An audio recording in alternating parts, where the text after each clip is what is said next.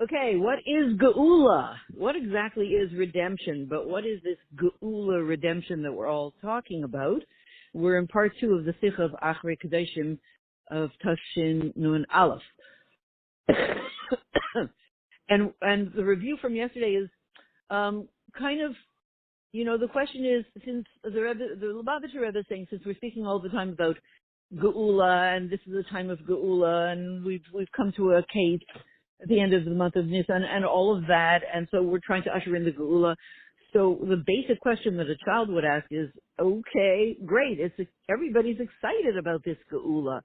Could you just tell me what it is that everybody's excited about? Everybody's trying to bring it. So it would be good if I knew what it is that everybody's trying to bring.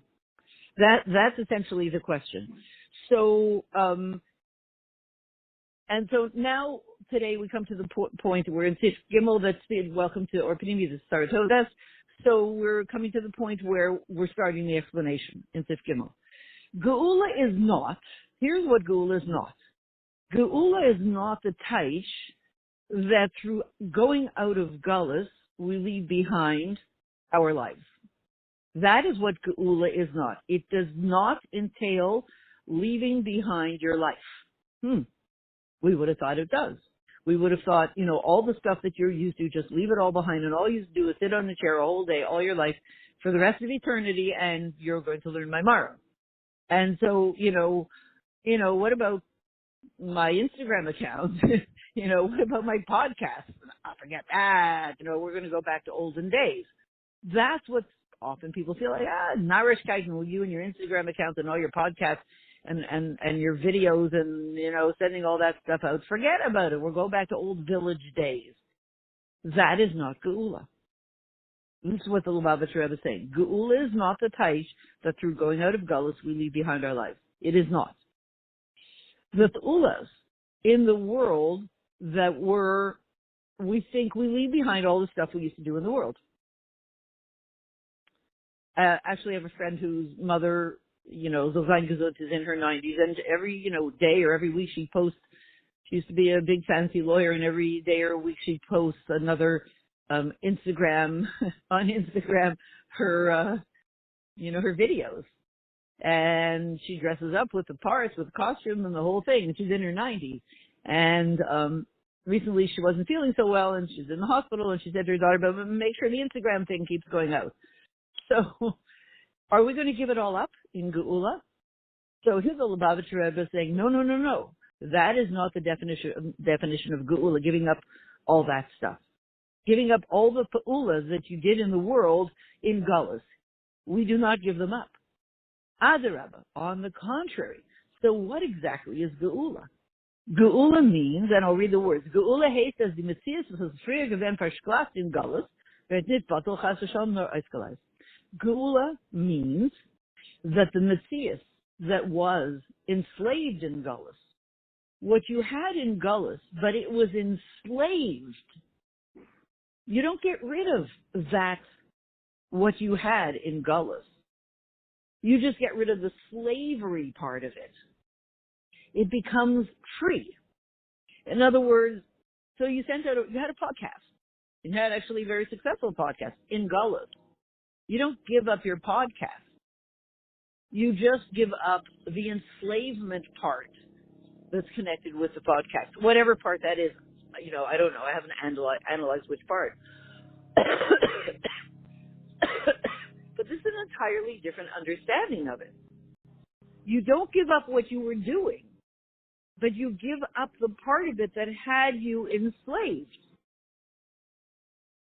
Again, I'm going to postulate that whatever we think the part that had you enslaved is probably not it.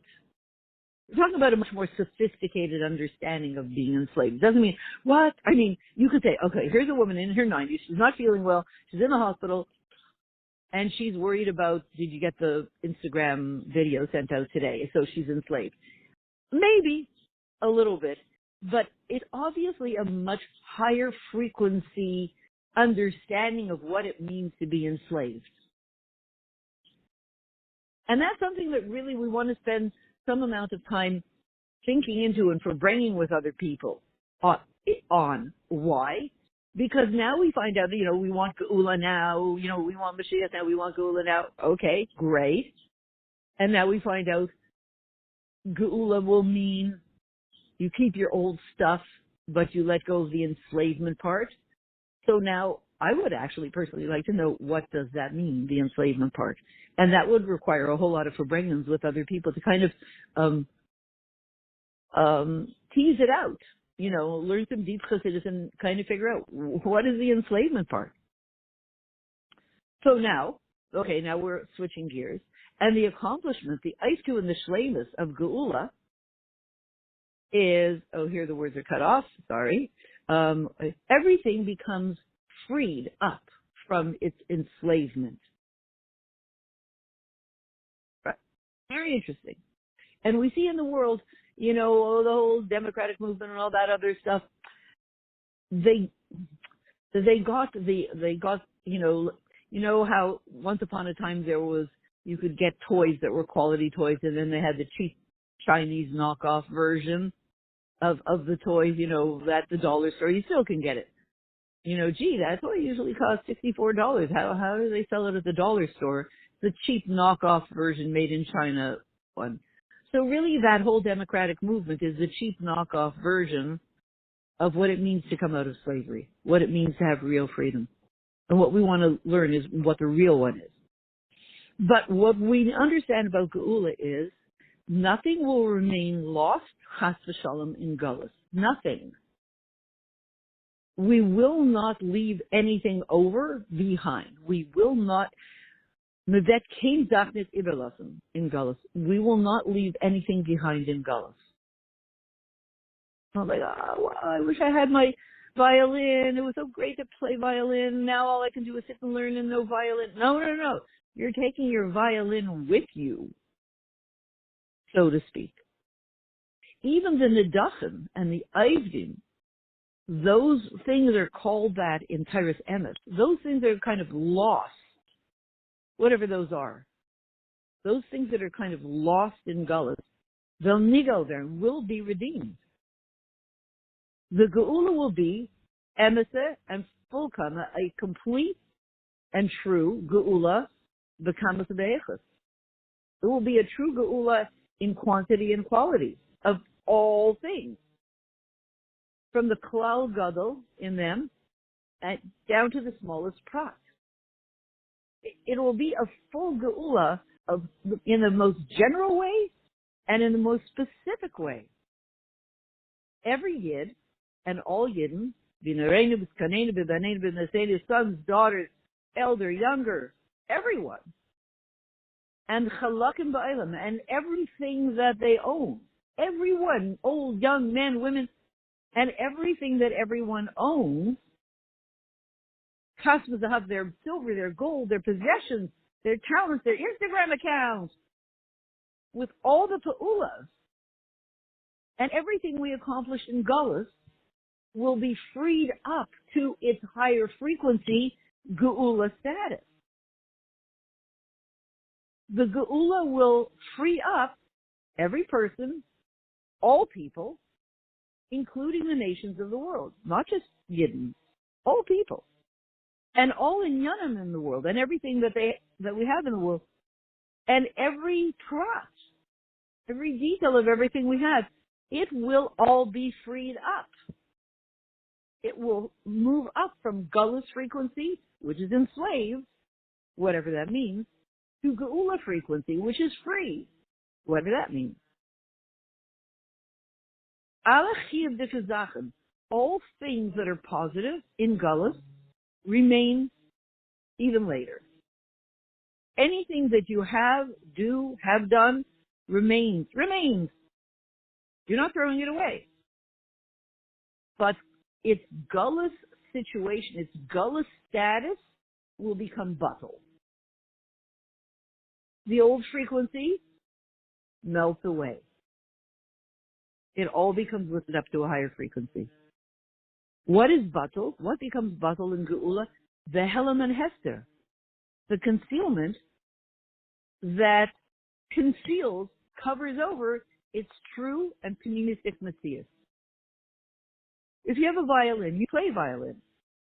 In fact, you have a course where you teach people online how to play violin. You teach people how to buy a violin, whatever it is. You use AI to create new songs, new violin songs or something. So in Gullus, there's always something that covers over. It's true. Pnimistic messias. It's truth. That's one problem in Gullus. That cover that covers over its truth, what it really is, and not only what your violin really is here for, what its purpose is, but what is it really? Everything that we have owned and done and accomplished and thought about, a lot of that stuff has a coating, has had, maybe all of it, has had a coating on top of it. This like a sickly sweet chocolate coating, but like sugary sweet, saccharine sweet chocolate coating that covered over its truth. And we never really were able to see its truth. The truth is what everything is peeks through. But in general, it's kind of covered over and embellished. That will be gone. Wow. That creates an entirely different reality. That cover will be gone in Geula. What else will be gone in Geula? Verschlafung to Darchei Teva. The enslavement to the ways of nature. Will nature be gone? No, absolutely not. No, absolutely not. So what's going to happen to nature? Nature will stay in place, but our enslavement to the ways of nature will be be gone. Again, whatever that means. And the Darchei Teva Gashmis Eilam, our enslavement to the Gashmis of the world that comes from that will be gone. We will no longer be enslaved. What that means, I'm not quite sure, but certainly we can say on one level, when we are in a problem, we only picture 3 solutions and none of them seem tenable, let's say, and we can't see out of the box. We get stuck in a box of enslavement to nature and the laws of nature, and we cannot see any way out. That will be gone. That enslavement. The Rambam says, Al Yala Al Alev Shebi Moisa Mashiach Yibatel Dover Min Minhag Shel Olam. Yesh Am Chidesh B'Moisa Bereishis Ela Olam T'Minhag Anayis. The Rambam says, and he paskins in Hilchos Malachim Perek Yud Beis, don't have on your heart the idea, the feeling that in Yemaisa Mashiach the minhag of the world would be batel. If that's in your heart, like, oh no, what's going to be? I'm so used to the ways of the world and they're all going to be gone. The Rambam says, don't worry, guys. The ways of the world will still be here. Don't even think it'll be a chiddush in Ma'aseh Bereishis. It's not going to be a chiddush in Ma'aseh Bereishis on a certain level. Then what? Rambam says, Ela Olam K'minhag Anayis. The world will go according to its minhag. It will be a natural world without any enslavement to the laws of nature. Picture that one. Hard to. We're not used to putting those two things together. Amru Chachamim. What did Chachamim say? Ein bein olam hazeh l'yemais Mashiach hashibud malchus bilvad. There's no difference between this world and Yemais Mashiach other than shibud malchus, being enslaved by the non-Jewish government. That's the first thing to go. And that, with the fall of the Iron Curtain, more or less, to a great extent, that was the big blow to what's called Shibud Malchus. But what will be the accomplishment? So what is going to change? Everyone will go back to truth. To truth. And Mashiach will work to fix everything together as it says,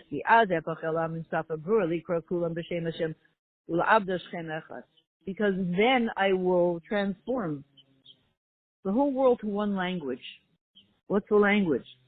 Japanese? No, it's not the name of the language.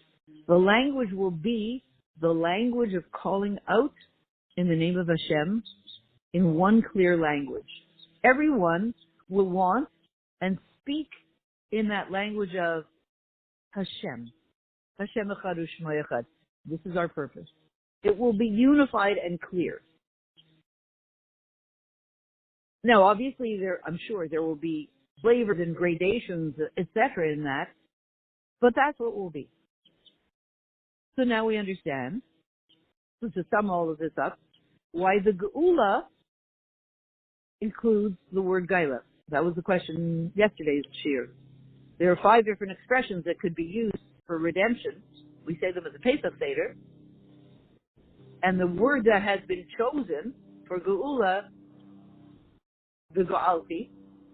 And the problem with that word is, the issue with that word is that it has 4 letters in it that represent Gullus. So the name is so similar to Gullus. You know, there were 4 other choices. None of their names even reminded us of Gullus. You know, why pick the one name that reminds us of Gullus? Gaila and Geula are almost the same name. Gaila means Gullus, exile, the old way, the enslaved way. And Geula means the free, the way of Mashiach. So how come the expression that we use for Geula is so similar to the expression we use for Gullus, Gaila? It's not a grammatical mistake. The entire essence of the process is embodied in this grammatical detail. Because it's telling us that the Geula is not mevatel, does not nullify the Avaida and Gullus. The Geula does not just throw away, blow up, melt, or destroy the Avaida and Gullus. It does not. It does not? No, it does not. And what does it do? What is this Avaida of Geula going to do if it doesn't blow up to smithereens the Avaida of Gullus? No, Adarabba. The Geula besteht von Aufheben dem Leben von Gaila und davon machen Geula. The Geula is lifting up our lives in Gaila, in Gullus. How do we do that? Through freeing everything up from Gullus, from its, as I said, its enslavement, and making it into a Geula. You take a messy, ugly Gaila and you fashion it into a Geula. How do you do that? By revealing in all inyanim of Gaila the Aleph of Alufa Shel Elam. That's the transformation. We take off the Helam Hester, the concealment, in the inyanim of Gullus, which cover over its truth. We reveal the Alufa Shel Elam. We reveal the Master of the world, Hashem, in this Gaila, which is the tachlis of all inyanim of Gullus, for which they were created. All inyanim of Gullus were created to be transformed to Geula inyanim through adding the consciousness of Alufa Shel Elam, of the Master of the world, to the Gullus, all the Gullus things, and they become transformed to Geula things. And that's why grammatically it's spelled Gaila and add an Aleph, standing for Alufa Shel Elam, and you have Geula. And so to finish off, Geula is the revelation of the Aleph. Which Aleph? The Aleph of Alufa Shel Elam in Gaila. So Geula is revealing the Aleph of Alufa Shel Elam in Gaila, the revelation of the truth and the pnimis of all things of Gullus, and all Fa'ulas that we did in Gullus. The revelation of Elokus, godliness, in everything in the world, as it's revealed, Kavayda Shel HaKadosh Baruch Hu, the glory of Hashem. Kol ma shebara HaKadosh Baruch Hu ba'alma lo bara ela b'lifayda. That's what it says in Pirkei Avos. Everything that Hashem created in His world, He did not create other than for His glory. The glory of Ulufa Shalaylam. So that's the frequency change. That's the absolute change. That's a introduction to understanding how can Gaila and Geula, two diametric opposites, have almost the same letters be spelled almost the same, because one becomes the raw material for the other. And everything that we did, all through our lives, up until this very moment now, nothing goes to waste. Everything becomes a part of what we have, are, and will be accomplishing in terms of world Geula, with our particular part being a vital part of it. May we find ourselves in the Bais HaMikdash now.